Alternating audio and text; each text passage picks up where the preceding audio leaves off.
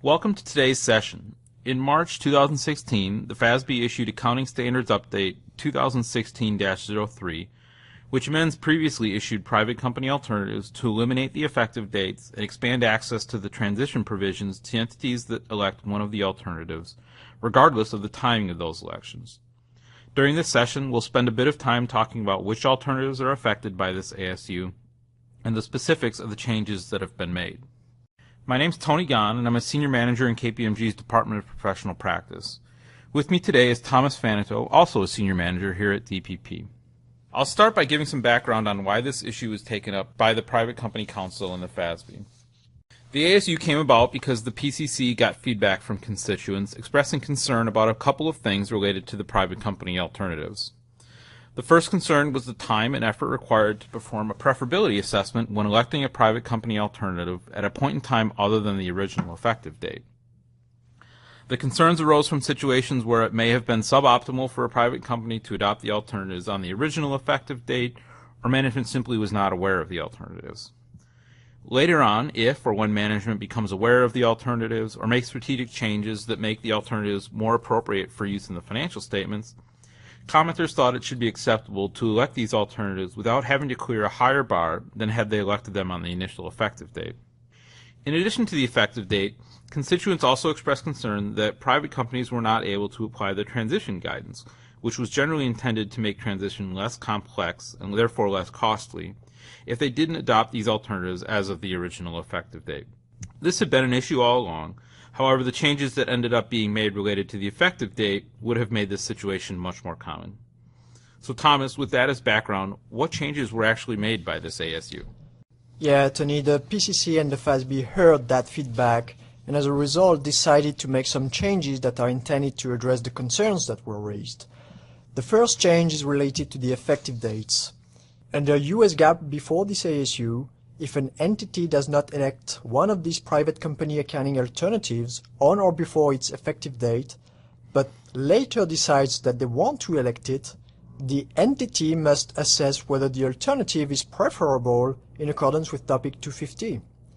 So this ASU removes that effective date from private company accounting alternatives, essentially making them able to elect it at any time, and it also includes specific transition provisions that allow private companies to forego a preferability assessment the first time they elect each of the alternatives. So eliminating that initial preferability assessment allows private companies to adopt the private company alternative at any time, for example, when the private company experiences a change in management strategic plan. It also allows private companies that were unaware of an accounting alternative to adopt it without having to bear the cost of justifying preferability. But keep in mind that this does not eliminate all preferability assessments for these alternatives. If a company were to adopt the alternative and then unwind that adoption for whatever reason, any subsequent adoption of the alternative will require the entity to demonstrate that the alternative is preferable, just like with any other accounting policy change.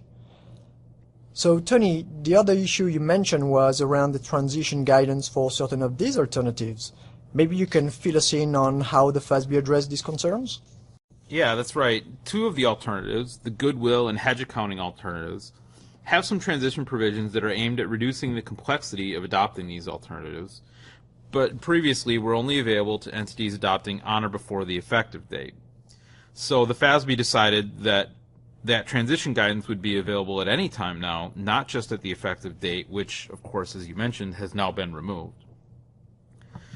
So I mentioned the two of them earlier, but the transition guidance that's impacted by this change is the guidance related to the goodwill and hedge accounting alternatives. With respect to goodwill, the transition guidance allows entities to apply the changes, most notably the amortization of goodwill, on a prospective basis rather than restating historical financials back to the original effective date, which is what would have been required under Topic 250 for a change in accounting principle. With respect to the hedge accounting alternative, the transition guidance allows entities to apply the simplified hedge accounting approach to existing swaps. If that transition guidance had not been extended, it would have required companies to maintain two sets of hedge accounting approaches until the existing swaps had run their course, adding cost and complexity to the financial reporting process if a company were to elect the alternative. One thing to note, the transition guidance changes do not affect the transition requirements of the other two private company alternatives, common control leasing arrangements, and identification of intangible assets and business combinations. The existing transition guidance for those two alternatives isn't any different than it would be under Topic 250 for a change in accounting principle, so no specialized transition was necessary.